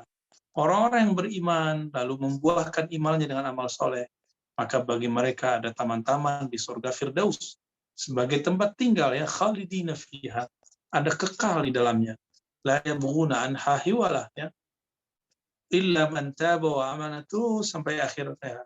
Intinya sederhana teman-teman, bahwa di surga tingkatan seseorang tergantung amal, tapi di sisi pemilik surga tingkatan seseorang tergantung pengenalan dia kepada Allah. Maka amal kita bagi. Ada amal fisik dengan gerak. Ada amal akal dengan fikir. Ada amal qalbu dengan menyebut nama dan mengingatnya. Ada amal ruh dengan mengenalnya. Ya, jadi jangan dibayangkan kalau Allah berbicara beramal itu sholat saja. Bukan. Bukankah kita udah sering dengar hadis, orang alim tidur lebih afdol ditakuti oleh setan daripada orang yang ahli ibadah tapi jahil. Ada ahli ibadah nih, dia nggak ngerti ilmu, sholat. Ada orang yang alim tidur, itu yang ditakuti orang yang alim ini. Karena dikhawatirkan di saat nanti setan menggoda orang ini lagi sholat, yang alim ini tidur, bangun. Jadi orang alim itu tidur aja ditakuti setan. Gimana kalau dia sholat? Gimana kalau dia ngajar? Kabur setannya. Ya, itulah prototipe Sayyidina Umar. Sayyidina Umar jika jalan di satu tempat, setan ada jalan di wilayah yang mau arah sana, dia kabur. Berarti setan ini masih jalan-jalan di muka bumi ini, di rumah kita, di segala macam tempat ya. Setiap saat. Bahkan mengalir dalam tubuh kita ini. Lalu beliau menjelaskan tentang iman, bahwa Islam dibangun dengan rukun Islam, dan iman itu ada 3 perkara. Iman itu dimulai dari tasdik dalam qalbu, lalu ada ikrar dengan lisan, tapi tidak lupa harus ada karya dari amalan kita. Wa dalilu amal aksar min ayyuhsa in kana al-'abdu yablughul jannah bi fadlillahi ta'ala wa karam. Namun meskipun masuk surga, meskipun tingkatan di surga karena amal, tapi tingkatan kita di surga, apa kita bisa masuk surga itu karena rahmat Allah. Rahmat Allah itu sebutan untuk Rasulullah. Rasulullah itu adalah rahmatullah. Jadi teman-teman kan ada hadis nih yang disalahpahami ketika ada seorang ahli tafsir, dia belum selesai membicarakan itu, tapi sudah salah pahami orang dan dipotong iklan dulu ya. Termasuk saya berburuk sangka ke beliau dulu. apa waktu berapa ya, 2013 atau 14. Nabi mengatakan, tidaklah seseorang masuk surga karena amalnya. Kalau ada orang bertanya, engkau juga begitu, wahai Rasulullah? Iya, saya juga begitu. Nah, di sela-sela itu, saya lupa ya videonya, kira-kira sela-sela seperti itu, tiba-tiba dipotong oleh pembawa acaranya dan kalamnya belum selesai. Oh, berarti Rasulullah nggak dijamin masuk surga juga, gitu. Beliau mengatakan, iya dalam artian tidak dijamin dengan amalnya. Tapi di ujung hadis kan dijelaskan, illa ayyataghammadani Allah birahmati. Namun Allah menjaminku dengan rahmatnya. Bahkan di Quran, Rasulullah itulah yang disebut rahmat.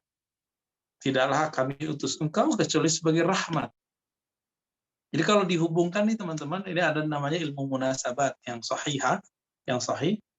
Masuk surga hanya dengan rahmat. Tapi tingkatan dalam surga berdasarkan amal. Tapi apa manfaatnya amal kita kalau kita nggak dapat rahmat? Sedangkan rahmat itu ada pada Rasulullah. Jadi kita harus mengenal sang Rasul itu dulu. Sehingga beliau ACC kita, dan ACC beliau lah yang disebut dengan syafaat. Itulah rahmat Allah. Jadi rahmat Allah itu hanya didapat jika seseorang punya koneksi dengan Nabi. Gimana caranya? Banyak-banyak salawat, amalkan sunnahnya, niat bangun tidur, ngamalin sunnah Nabi sampai tidur lagi.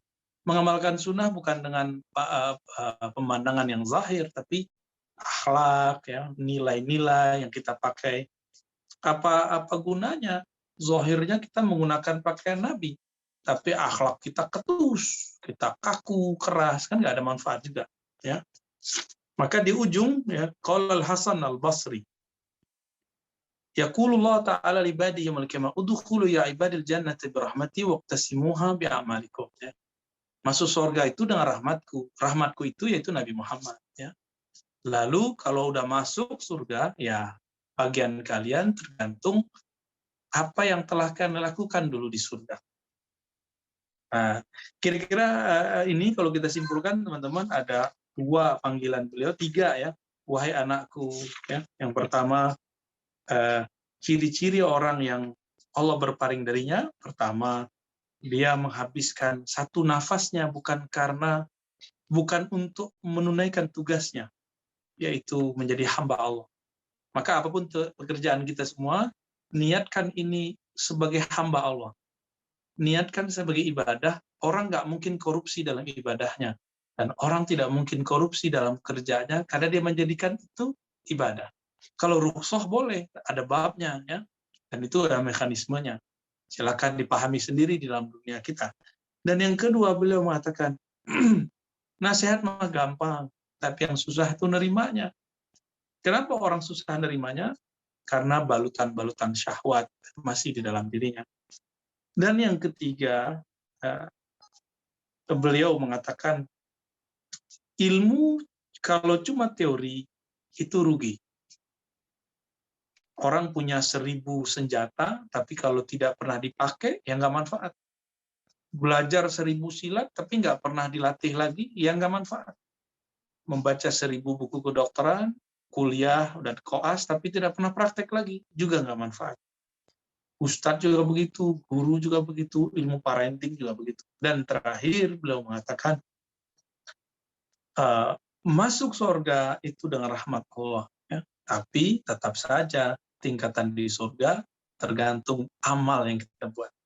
Maka niatkan apa saja aktivitas setiap hari itu mengikuti Rasulullah, mengabdikan diri kepada Allah, maka diam kita itu sudah ibadah. Ya, karena niatnya ingin ibadah. Berangkat kerja basmalah, niat dengan benar.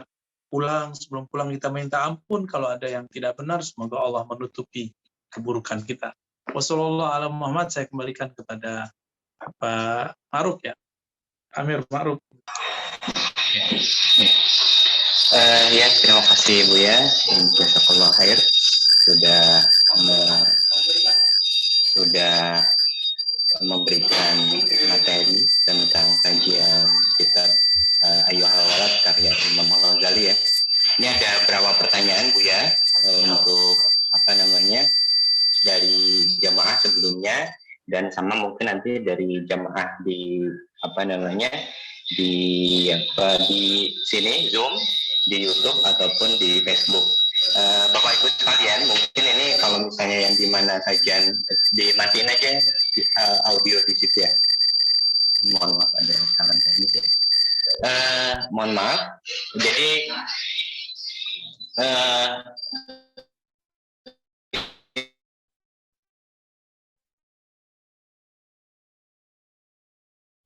ini ya Asuhan Buya Arazi juga. Jadi ini bukan ini ya apa namanya Golden Youth Store terus kemudian generasi Rohila ini tidak terkait sama Buya. Jadi kita memang apa namanya memang konsen di parenting dan punya kekayaan intelektual Islam yang luar biasa di kitab-kitab Taurat, dan sangat sedikit ulama-ulama yang kemudian apa namanya dia punya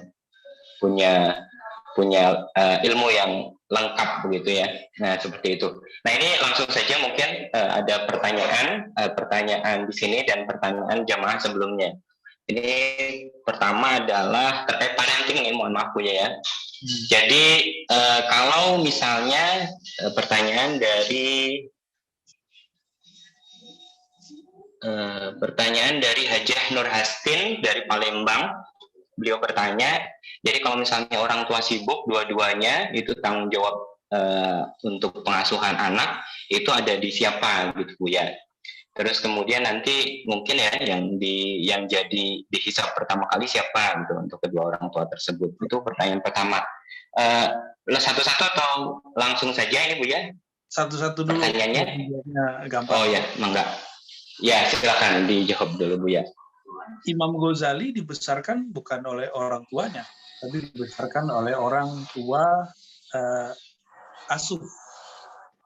Jadi dulu dalam Islam itu ada istilahnya kajian parenting itu tarbiyatul aulad. Jadi kalau parenting itu dalam kitab tarbiyatul aulad, ya, itu ada dalam Ihya Ulumuddin. Jika kita tidak mempunyai kesanggupan, maka kita bisa menitipkan anak.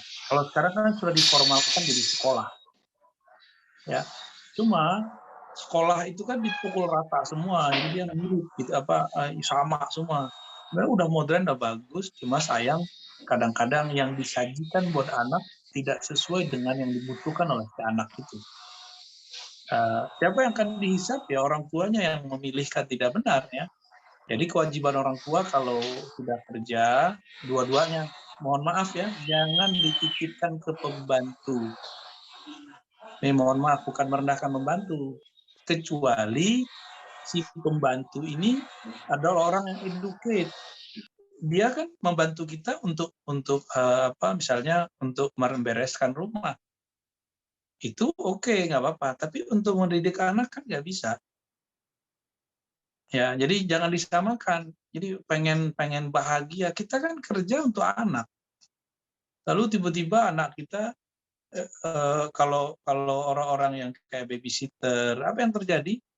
Dia kalau capek, setel aja TV, ya kan? Akhirnya anak kita bergurunya ke TV.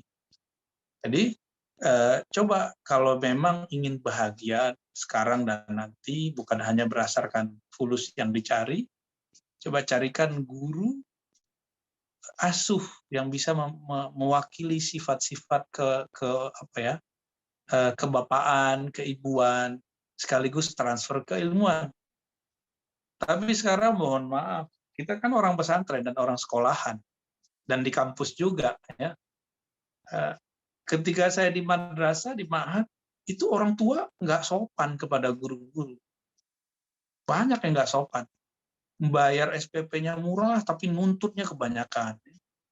Ketika guru agak tegas sedikit, gurunya bahkan ikut ditonjok oleh si orang tua, dan itu banyak kejadian. Bagaimana anak mau diberkahi ilmunya? Nggak mungkin. Jadi, ini kewajiban kita mencari ya. Lanjut.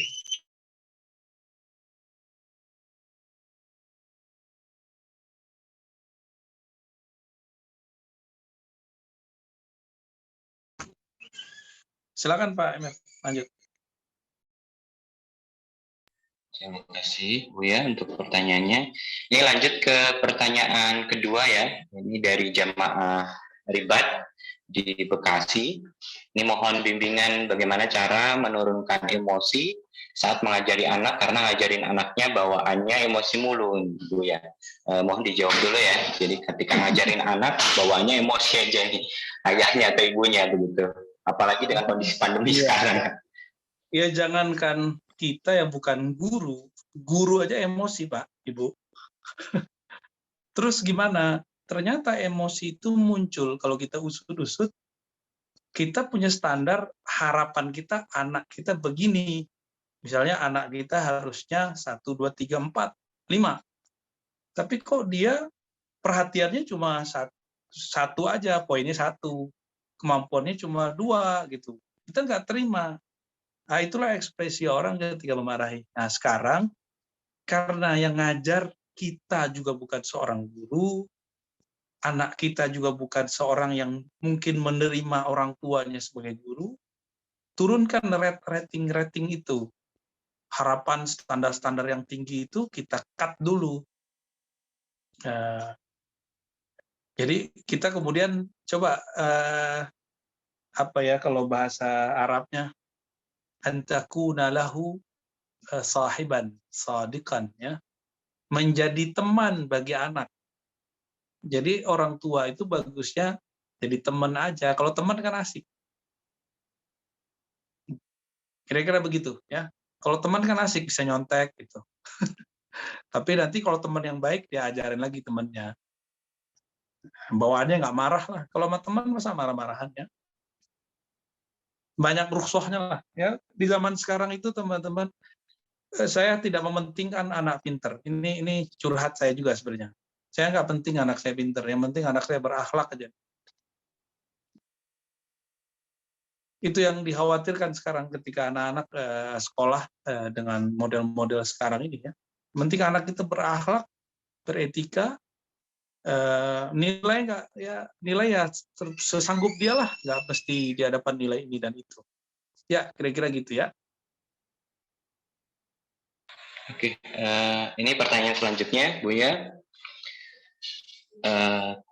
Dari Abu Zura. Assalamualaikum Bu ya, saya ingin sekali mengetahui bagaimana seharusnya urutan-urutan pendidikan ilmu agama. Ini tentu saja dalam Islam ya Bu ya. Apakah ilmu ala dulu atau ilmu yang sifatnya hafalan begitu? Oke, untuk mendidik anak itu tergantung visinya mau jadi apa, itu pertama. Ya, mau jadi apa dia? Kalau anak itu berbakat, kan ada anak yang berbakatnya di hafalan. Maka yang harus kita kasih adalah menghafal. Itu langkah pertama. Setelah itu kita hantarkan dia kepada orang-orang yang ahli ilmu alat, ilmu perangkat bahasa, nahwu sorof dan lain sebagainya. Ya. Lalu syukur-syukur kalau di ma'had madrasahnya ada lanjutan belajar fikihnya, akidahnya, dan itu lebih afdol ya. Jadi hafalan itu baru awal dari semua pencapaian, jadi belum tujuan. Ini jangan senang dulu anaknya hafal juz amma, biasa aja ya. Di Kudus itu biasa anak-anak kecil tuh hafal Quran 30 juz. Kalau bapaknya kan cukup juz ke-31, juz Al-Fuqat ya. Nggak sampai kepada juz-juz yang sebenarnya. Jadi nggak usah terlalu inilah ya, nggak usah terlalu mendewa-dewakan hafalan. Ini kan media juga ikut berandil ini ya. TV-TV nasional itu menampilkan anak-anak hafalan bagus, tapi mana yang menampilkan pemahaman terhadap ayat? Itu nggak ada. Anak kecil begitu kan memang dijadiin boneka aja banyakannya. Lalu berikutnya apa? Kalau anak kita bakat di dunia berpikir, kalau dia di kader dia keagamaan, maka yang diajarkan adalah cara-cara berpikir, ya usul fikih. Ya. Maka yang diajarkan bagian ilmu logika, mantik, seperti itu sampai ujungnya dia mampu kemudian berfatwa. Tapi ya mohon maaf, di kita anak-anak cuma diajarkan apa? Maaf nih suara jagoan saya lagi bertarung di luar ya. Biarin aja. Kita ini nganggap kalau anak itu soleh, dia ajarin Iqra sampai baca Quran, dirayain. Emang begitu? Enggak cukup lah. Quran ini kan mau dipakai untuk berdialog dengan Allah. Kalau cuma baca doang nggak ngerti isinya, ke apa? Ya. Nah, jadi walaupun anak kita keluar kuliah apapun, tapi kalau bisa dia belajar sebenarnya. Nah, karena orang tua tidak mengarahkan anak untuk itu, yang diarahin cuma belajar irama baca Quran, ya. Maka di luar ketika muncul kajian macam-macam, ada kehausan dalam diri si anak. Ketika dia remaja, dia mencari ke sini. Itulah sejarahnya kenapa orang ikut aliran macam-macam. Karena dia lagi mencari sebenarnya, mencari mana yang dibutuhkan, yang diperlukan untuk usul sampai kehadirat keridhaan Allah SWT yang mana gitu. Ya, terjebaklah di aliran ini, aliran itu, aliran macam-macam ya. Nanti kalau dia ada ketemu, wah baru dia kemudian malu dengan masa lalunya. Ya, jadi cara-caranya kayak tadi minimal ya, dan mirip-mirip kayak di kita ada SMK, ada SMA, itu kan karena karakter mereka berbeda. Nah, kalau bisa ini ditemukan semenjak dini, jangan nunggu gede dulu. Kalau kita sudah paham, anak kita yang tidak kuat di matematika, jangan kita marah-marahin ketika dia nggak bisa. Mungkin dia kuat di bidang uraian, cerita, analisa. Yang kita push di bagian analisanya. Kira-kira begitu ya. Iya. Lanjut. Ya Bu, ya, ini selanjutnya. Pertanyaannya banyak sekali ini, tapi mohon maaf saya agak egois ini, nyambung dulu untuk apa namanya tadi ya Bu ya. Jadi kan terkait kalau tadi kata Imam Al-Ghazali kan ilmu yang memang dibutuhkan dulu gitu Bu ya. Itu iman. Nah terkait itu kan ada terus terang saja ini anak saya belum sekolah, jadi kira-kira apa namanya saya ngajarin apa dulu itu ke anak gitu, atau saya harus belajar apa dulu untuk nanti anak. Kalau misalnya dalam istilah Jawa itu kan ada tirakat gitu Bu ya, jadi anak itu ditirakati dulu gimana begitu ya. Mohon maaf ini jangan saya menyela pertanyaannya. Ini Pak Amir yang nanya nih. Iya. Baik. Ulama-ulama kita dulu ada yang mempunyai sebuah disiplin spiritual seperti Mbah Yai Idris Kamali ya. Itu dia mempuasakan dirinya, gurunya, dan muridnya. Tirakat namanya. Tirakat itu riyadhah ya, latihan. Dia puasa setahun untuk dirinya, setahun untuk gurunya, setahun dihadiahkan untuk murid-muridnya. Maka coba lihat di pesantren-pesantren yang kita sebut tradisional, salafiyah. Salafiyah itu bahasa di ma'had artinya tradisional. Tidak ada yang berguru kepada beliau atau muridnya beliau, melainkan dapat keberkahan, futuh, dibukakan ilmu itu lebih cepat daripada yang lain. Jadi bagus itu kalau misalnya orang tua punya riyadhah, latihan, zikir, mempuasakan. Ya, kalau Habib Lutfi itu di Pekalongan kan beliau nyindir jamaahnya gini, pernahkah kita mentahlilkan anak-anak? Kita kan adanya mentahlilkan orang udah mati, itu biasa. Tapi mentahlilkan anak-anak kita yang masih hidup, yang kita besarkan sekarang, itu kan jarang. Gitu. Maka beliau punya saran seperti itu. Itu bagus juga tuh ya, saran dari Al-Habib Lutfi. Hafizahullah. Kemudian, kalau anak kita masih kecil, apa yang harus kita ajarkan? Anak-anak itu sistem berpikirnya bukan analisa murni ataupun kritik ya, atau apapun ya. Anak-anak itu suka visualisasi, suka cerita. Jadi makanya kenapa handphone itu menjadi menarik sekarang, itu bukan salah siapa-siapa. Karena emang watak manusia itu suka visual. Suka bentuk sesuatu.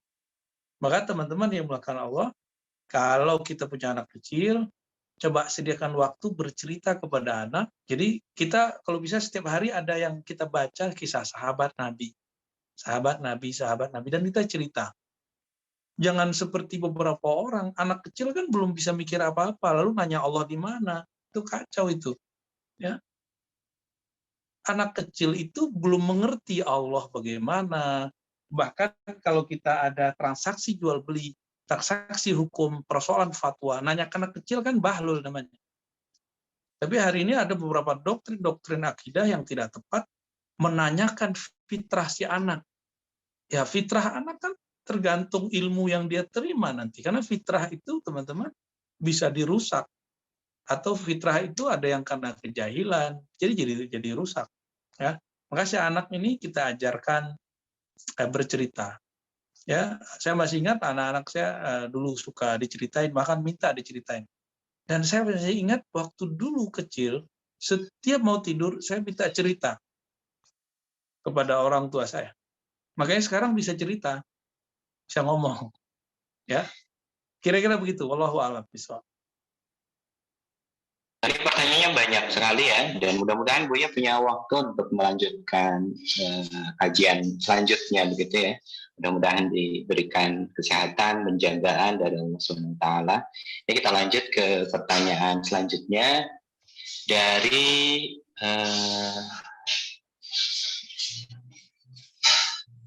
izin bertanya dari Sekumpul Martapura, ini dari Kalimantan ya Bu ya. Apakah bacaan ketika menyentuh ubun-ubun anak seperti yang sering dilakukan oleh para habaib? Begitu Bu ya. Ya kalau berdasarkan hadis itu bacaannya sederhana aja. Allahumma inni as'aluka khairahu wa khairan ma jabalta alaih. Ya Allah, aku minta kebaikannya, kebaikan yang engkau ini ya. Tapi itu ketika kita punya anak, menikah dan punya benda. Tapi kalau anak orang itu bacaannya cukup syahadat, sholawat, lalu doa. Nah doa ini tergantung nih kadang orangnya mintanya apa. Ya, nah itu yang kita lafazkan. Kalau saya setelah syahadat, salawat, dan zikir yang ada satu zikir yang boleh saya sebutkan, ada yang tidak boleh saya sebutkan karena rahasia pribadi lah dengan Allah ya. Lalu kita doa, ya Allah, tolong tunaikan apa yang jadi hajat orang. Ya, kalau bahasa Arabnya Allah la tukhayyib raja'ah. Dengan keberkahan bacaan solawat yang tadi tentunya. Baru ditiup gitu ya. Yang paling inti sebenarnya di solawat. Sholawat itu paling inti dan pembukaannya ada pada syahadat. Jadi teman-teman kalau megang kepala anak mulai syahadat dulu. Siapa tahu ada makhluk lain di situ ya kita syahadatin dia jadinya. Ya, lalu kita sholawatin ya. Kira-kira begitu. Kita lanjut lagi. Pertanyaan selanjutnya. Ini mohon maaf jamaah karena pertanyaannya banyak jadi tidak semuanya dibacakan ya untuk waktu ini, mudah-mudahan nanti ada waktunya. Afwan Ustadz, perkenalkan nama saya Muhammad Suhadi, mau tanya bagaimana kiat Islami dalam menghadapi anak atau murid yang sulit diarahkan dan suka membangkang. Nah ini tentang anak menghadapi anak yang suka membangkang. Sebenarnya tidak ada anak yang membangkang ya, sebenarnya nggak ada. Yang ada itu guru yang punya ekspektasi berlebih terhadap si anak. Ini versi saya loh ya. Kalau kita marah ya wajar kita marah. Kita manusia juga, kita bukan malaikat. Malaikat aja masih bisa marah. Malaikat aja tersinggung ketika kekasihnya diganggu. Kekasihnya Jibril kan Nabi Muhammad. Ketika Nabi Muhammad dilempar oleh orang Taif, itu Jibril menawarkan bantuan dan itu bantuan kemarahan. Luar biasa itu. Tapi Nabi Muhammad ternyata lebih sabar daripada Jibril. Di situ saya baru sadar, baru ngeh. Jadi selama ini kita belajar, kita kira gurunya Nabi Muhammad itu Jibril, ternyata tidak. Jibril yang berguru kepada Nabi Muhammad dalam banyak hal. Namun Jibril itu ibarat di dunia ini ada orang yang bertugas membawa paket-paket mulia, jadi hantaran-hantaran mulia kepada orang mulia. Bukan berarti dia mengenali isi yang dia bawa itu. Jadi jangan terlalu punya ekspektasi tinggi lah terhadap anak, terhadap murid. Apalagi zaman sudah berubah. Kita guru. Anak-anak sekarang beda dengan anak-anak dulu. Maka jangan dihukumi anak sekarang dan anak dulu. Apalagi kita buat perbandingan. Kalian ini beda sama murid saya yang dulu. Itu anak-anak murid paling nggak senang digituin. Atau kita ngomongin anak kita nih, kamu nih kok beda sama abangmu. Anak kita nggak suka digituin. Ya, jadi perlakukan dia seperti yang dia merasakan dirinya sebagai orang apa. Nah ini yang disebut teman kan begitu. Jadi orang tua itu kadang harus jadi father, jadi mother, jadi ayah, ibu. Kadang harus jadi friend, dia harus jadi teman. Kalau teman kan asik. Sesekali harus jadi musuh. Sesekali itu jangan sering-sering. Musuh itu kan untuk memperkuat mental dia, ya, mengancam sesekali. Tapi ancamannya ancam yang edukatif, yang kira-kira membuat keberanian dia naik. Ya. Kadang-kadang kita dilihat oleh dia seperti orang zalim. Misalnya belajar renang, ayo ceburin aja gitu. Tapi sudah dilatih. Harus begitu, ya, harus begitu. Banyak hal-hal yang saya lihat dulu kalau guru saya nggak marahin saya, kalau guru kita dulu nggak tendang kita, yang nggak bentak kita, itu kayaknya kita nggak jadi orang. Jadi ada saat-saat, dan jangan tiap hari bentak anak, jangan tiap hari galak, ntar mati duluan. Ayo lanjut. Oke, Bu. Ini ada yang sudah sholat duluan, mungkin Indonesia Timur ya, karena kita Indonesia Barat, jadi belum, waktunya masih 30 menit lagi untuk sholat. Nah, ini ada pertanyaan dari Romil Amail nih Bu Yani.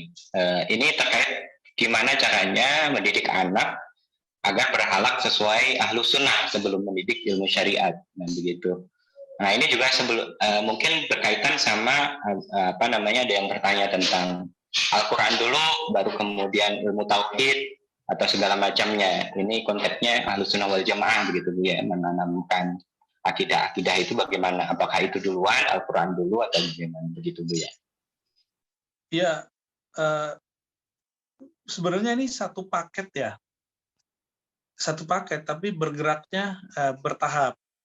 Dalam akidah kita ajarkan dulu bahwa Allah ini maha super, maha tidak bisa dibayangkan. Maka diajar, karena kita nggak bisa membayangkan sesuatu yang tidak pernah ketemu.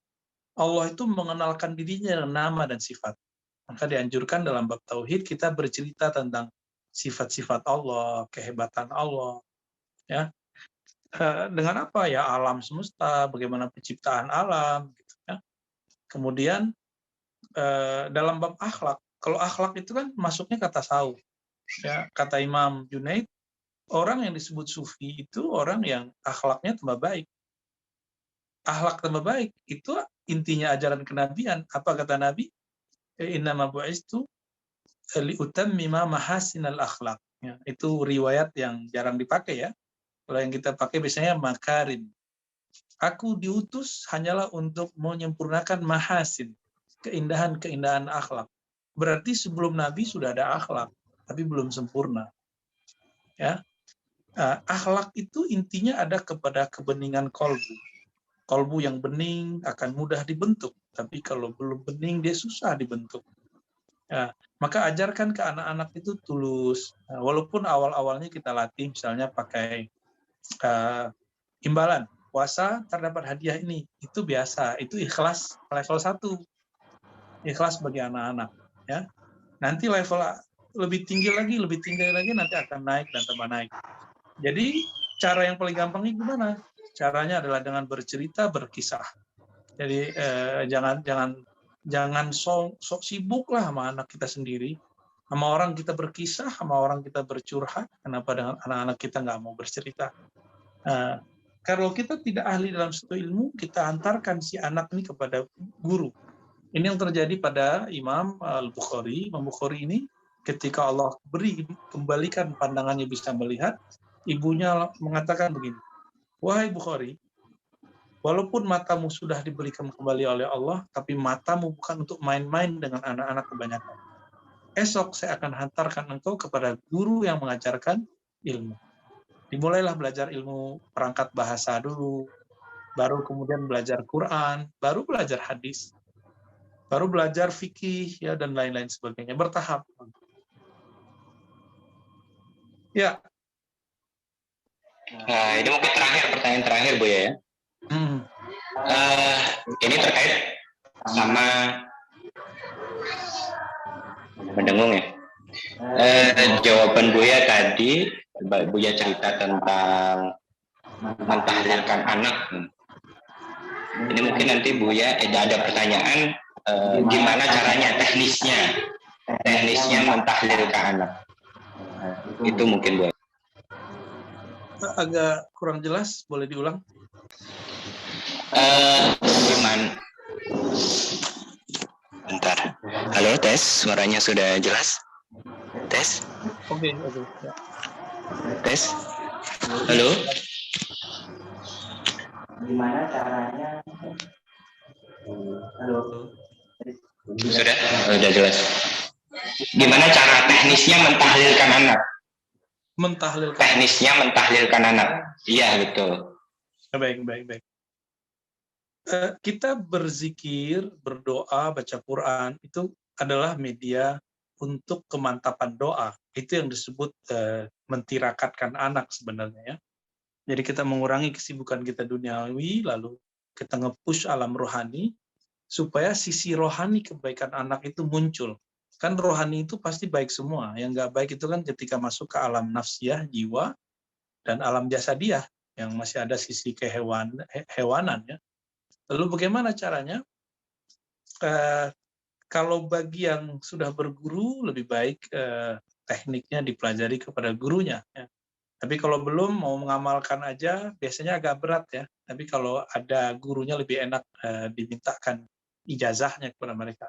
Tapi sederhana aja, seperti orang yang selama ini kita lihat anaknya ada hajat, lalu dia puasa 7 hari. Kayak gitu kan. Cuma sayang, puasa-puasa begini tuh puasa orang ikhlas matre. Jadi dia puasa kalau anaknya ada hajat aja. Coba sekarang dimundurin lagi ke belakang, kita puasa, jadi boleh dengan puasa, boleh dengan tahlil, boleh dengan zikir, boleh dengan sedekah, boleh dengan khataman Quran. Kita niatkan ini sebagai wasilah untuk agar Allah Subhanahu wa taala menjaga ruh anak kita, memperbaiki jiwa anak kita, dan menjadikan dia anak soleh. Nah, dengan cara dimulai dengan syahadat, lalu kita baca Al-Fatihah, lalu baca Innallaha malaikatahu yusholluna 'alan nabi, sholawat ya. Lalu afdhalu dzikri la ilaha illallah. Nggak usah banyak-banyak dulu dicicil. Kalau versi para masyayikh itu kan 70.000. Teman-teman dengar 70.000 langsung kerenyit kan pasti. Banyak amat. Kita bisa mengejar kerjaan duniawi dengan berangkat pagi pulang sore, tapi giliran untuk keperluan rohani anak kita mikir-mikir kan. Nah, inilah masalahnya. Nggak usah 70.000, mungkin anggap saja dulu 7.000 atau sehari 700 dulu deh. Nah, dizikirkan. Nah, selesai berzikir kita berdoa. Misalnya udah nyampe nih 700. Kita doa, ya Allah, dengan zikir ini aku bertawasul, bermedia, minta keberkahannya. Semoga anak-anak keluargaku engkau bimbing secara rohani, engkau berikan hidayah, jauhkan dari malapetaka, jauhkan dari kesesatan, dan sebagainya. Itu terserah, doanya bebas. Berdoa dengan bahasa yang paling dalam di hati, jangan dibuat-buat, tapi itu bahasa yang kita katakan sebagai hamba kepada Allah. Jadi doa yang paling bagus itu bukan doa bahasa Arab. Doa yang paling bagus itu doa di saat saya sadar, saya ngomong kepada Allah. Kira-kira begitu. Dan Allah kan, ketika kita sudah berhadap dengan Allah, orang tidak akan mampu berbicara apapun kecuali pembicaraan yang Allah telah titipkan di qalbunya. Ya. La yatakallamun, ya. Tidak ada yang mampu berbicara saat itu. Illa man azina lahur rahman. Kecuali yang Allah ar-Rahman mengizinkan. Jadi doa itu ketika ada gerak batin di kalbu, itulah yang dilafazkan. Jangan yang dari sini, kebanyakan ntar pengennya mobil, pengennya rumah, atau pengen kawin lagi. Nah, itu kalau di kepala tuh. Tapi kalau dari batin enggak, kayak dia terbimbing. ada walian, mursyida, ada kewalian, ada pembimbingan, ada walayah yang akan membimbingnya dengan baik. Nah, itu cara paling gampang ya, cara paling gampang. Semoga ketemu guru yang bisa memberikan opsi-opsi yang lebih bagus. Gitu Pak Amir, saya rasa cukup kali ya.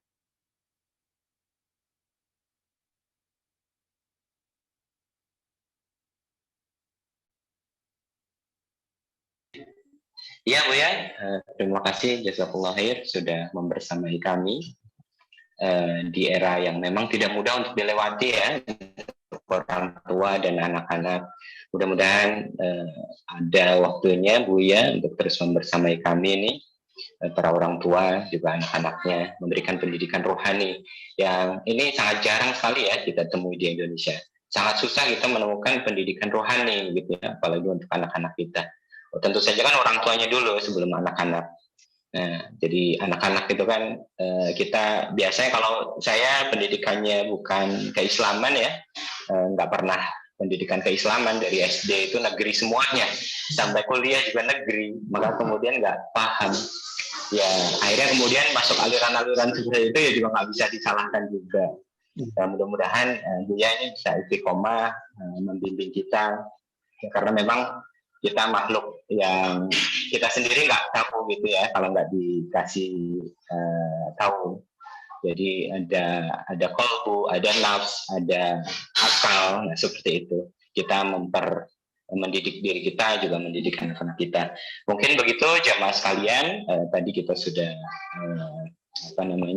kajian dengan Buya Arazi. Masih terdengar suara? Masih terdengar? Itu insya Allah nanti setiap bulan minggu kedua ya.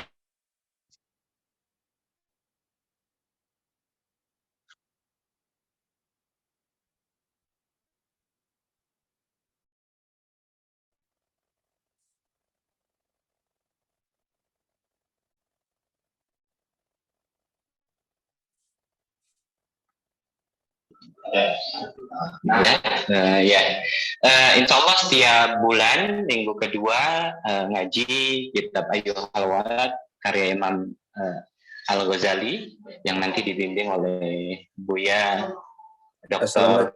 Arazi Hashim. Terus kemudian bagi jemaah yang mungkin belum tahu ya kajian-kajiannya Buya, nanti bisa searching di Ribat Nauroniyah, ada channelnya, ada IG-nya, ada Facebook-nya, ada webnya juga. Nanti silakan, karena di sana kajiannya lengkap sekali untuk melengkapi keilmuan kita ya sebagai orang tua. Mungkin itu saja. Terima kasih untuk Buya sekali lagi. Kita tutup dengan baca hamdalah, alhamdulillahirabbil alamin, dan doa penutup majelis. Subhanakallahumma wa bihamdika asyhadu an la ilaha illa anta astaghfiruka wa atubu ilaik. Bagi para jamaah ini ada door prize ya, ada door prize. Mungkin bagi kalau Buya ingin live dulu, monggo silahkan. Bagi jamaah ini masih ada door prize dipersembahkan dari Golden Youth Store sama Tianzi Official.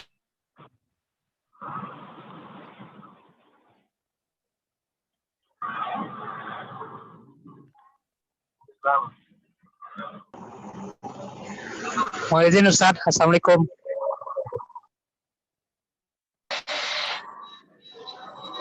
Ya, ini yang masih hadir, masih ada door prize ya bagi yang hadir. Bagi yang mau, kita masih ada waktu sekitar 10 menit sebelum azan zuhur. Ada door prize yang dipersembahkan Golden Youth Store sama Kianzi Official. Nah, nanti di Golden Youth Store akan memberikan sebuah buku parenting ya. Ada 2 paket, jadi ada 6, boleh minta bukunya. Nah, Kianzi Official juga ngasih hijab ya bagi nanti yang beruntung 2 orang, untuk Golden Youth Store 1 orang, untuk Kianzi Official 1 orang. Jadi ini paketnya ya, paket lengkap. Jadi ada 6 buku Ada 6 buku, ini lengkap banget dari mulai awal sebelum menikah sampai anak-anak remaja, Ini karangan Profesor Dr. Abdul Karim Bakar. Profesor Dr. Abdul Karim Bakar. Ini ada nanti akan kami umumkan untuk di grup ya.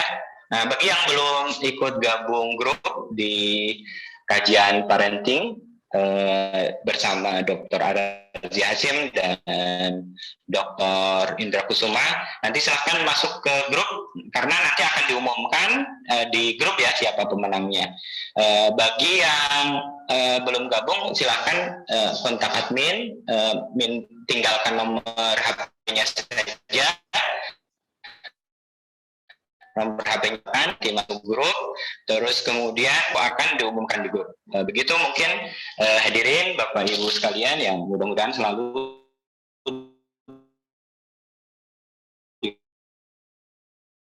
rahmati Allah Ta'ala. Untuk sampai sekarang sekali lagi ya saya kasih umumkan lagi, kajian dengan Buya Razi ini setiap bulan minggu kedua, tapi kita juga menyediakan kajian parenting secara psikologi, bukan kalau dengan Buya Razi kan secara iturat ya, secara Islami. Kalau dengan Dr. Indra Kusuma itu secara psikologi karena Buya dokter psikologi. Nah, silakan masuk ke grup untuk nanti info-info selanjutnya. Tinggalkan nomor HP saja. Terus kemudian ini ada setiap pertemuan kita semakin jauh memberikan.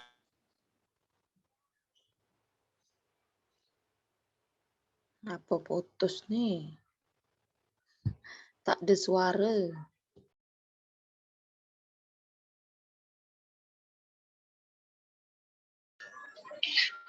Ya, jadi silakan untuk bergabung di grup karena semuanya nanti terfokus di sana untuk grup khusus parenting ya, khusus parenting yang nanti akan dibimbing sama Buya Dr. Arazi Hasim. Mungkin itu saja untuk pertemuan kita hari ini.